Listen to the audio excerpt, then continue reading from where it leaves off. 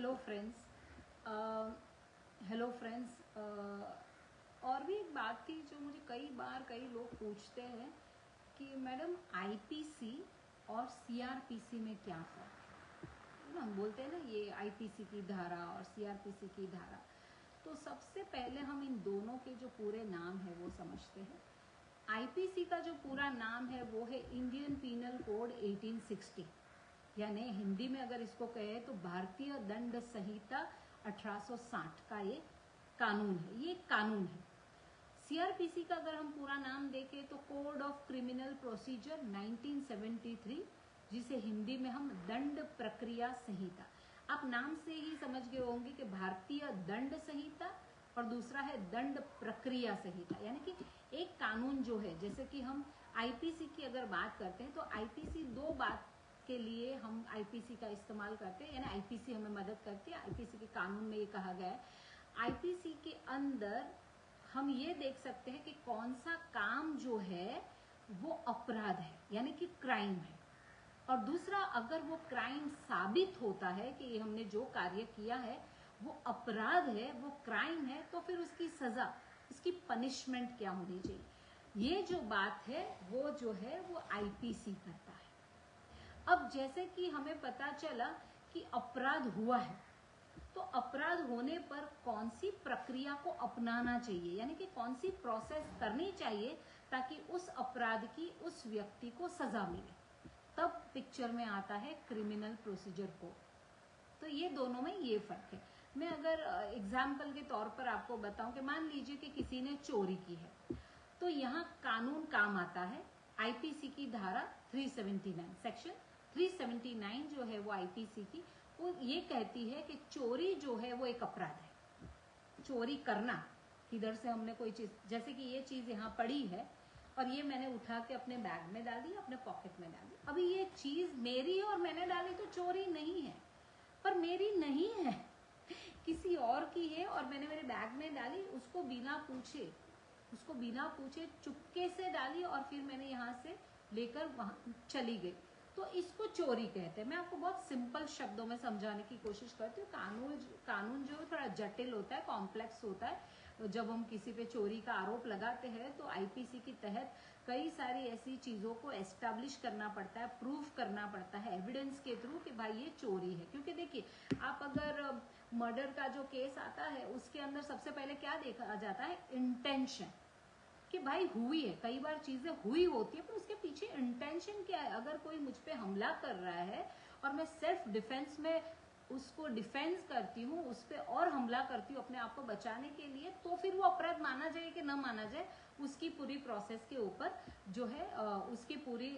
चीजों के ऊपर जिसके अंदर एक इंटेंशन, नियत होती है, वो आईपीसी हमें बताती है। पर अगर मैंने कहा कि ये चोरी है और इसको ये सजा मिलनी चाहिए, उसमें समझो या तो मुझे फाइन मिले या मुझे इम्प्रिजनमेंट मिले, तो उसके लिए प्रक्रिया जो करनी होती है, अगर मेरा सिर्फ ये कहना तो जरूरी नहीं है ना कि भाई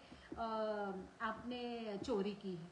अभी चोरी की है तो चोरी की सजा भी मिलनी चाहिए। तो जब ये आईपीसी की सेक्शन 379 जो है वो चोरी की बात करता है कि चोरी एक अपराध है, तो आईपीसी ये भी बताता है कि चोरी अगर अपराध है तो चोरी करने की जो सजा है वो 3 साल की है, और उसमें जुर्माना भी देना पड़ता है, या जुर्माना या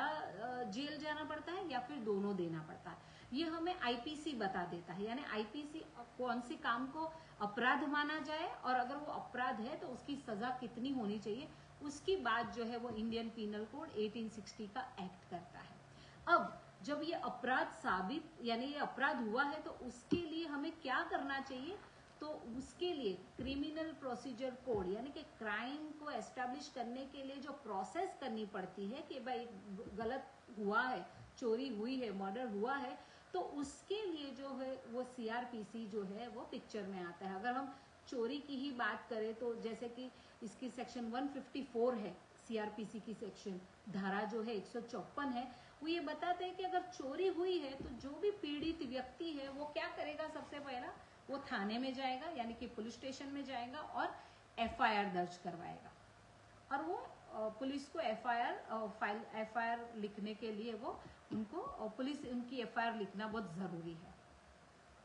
तो हमने आज ये समझने की कोशिश की कि आईपीसी और सीआरपीसी में क्या फर्क है और किस तरह से, यानी आप जहां पर भी सीआरपीसी की बात करोगे वहां पे ऑटोमेटिक आईपीसी आएगी, और आईपीसी जो है वो अपराध और सजा की बात करता है, तो वो हर कानून में आएगी, हर कानून में आएगी कि भाई अगर समझो कि कोई भी मामले के अंदर वो अपराध ही माना जाता है तो फिर उसको सजा कितनी मिलनी चाहिए और वो सजा तक पहुंचाने के लिए प्रक्रिया क्या करनी चाहिए, उसके लिए सीआरपीसी आती है। तो ये दोनों में ये फर्क है, एक कानून है और दूसरा जो है प्रोसेस कानून है, यानी कि प्रक्रिया किस तरह से करते हैं। तो उम्मीद है आपको ये बात समझ में आई होगी, छोटा सा है समझने के लिए, पर अगर तो ऐसा मैं बोलूँ तो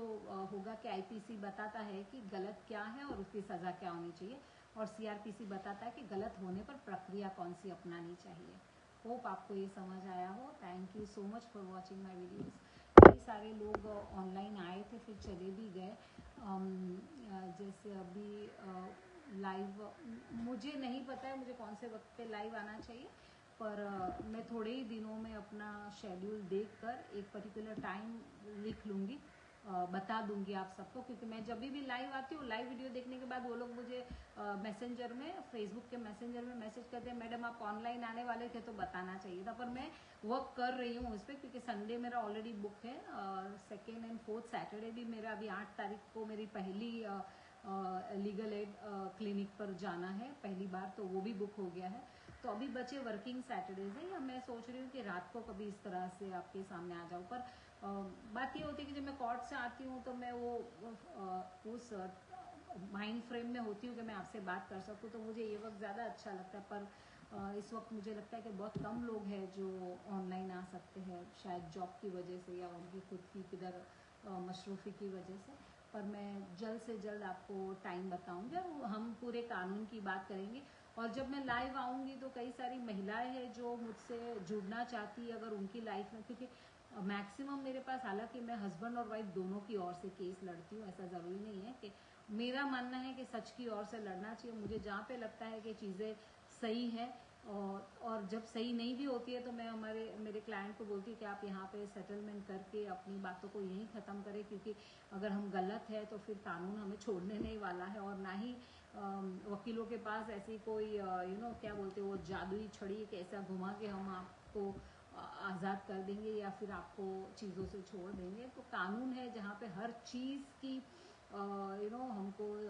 प्रूव करना पड़ता है, और जब प्रूव चीज़ें होती है तो फिर थोड़ी चीज़ें ठीक नहीं होती है। तो क्योंकि मैं फैमिली कोर्ट में हूँ, बहुत ही लीनियंट कानून है, तो मुझे ये अच्छा लगता है कि मैं लोगों को इसी तरह से एडवाइस की कि भाई शादीशुदा ज़िंदगी है,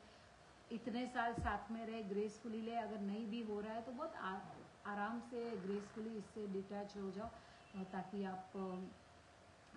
आगे भी आपके कॉर्डियल रिलेशनशिप रहे। तो मैं इस तरह की प्रैक्टिस करती हूँ। तो अगर कोई महिलाएं या कोई ब्रदर जुड़ना चाहते हैं, उनकी प्रॉब्लम को मेरे साथ शेयर करना चाहते हैं, पर अपनी तैयारी बताए कि जब आप प्रॉब्लम शेयर करेंगे तो लाइव होगा और पूरी दुनिया उसे देखेगी, तो ये जो है वो आपको डिसीजन लेना है और हम उस पर बात कर सकते हैं। ठीक है, थैंक यू सो मच।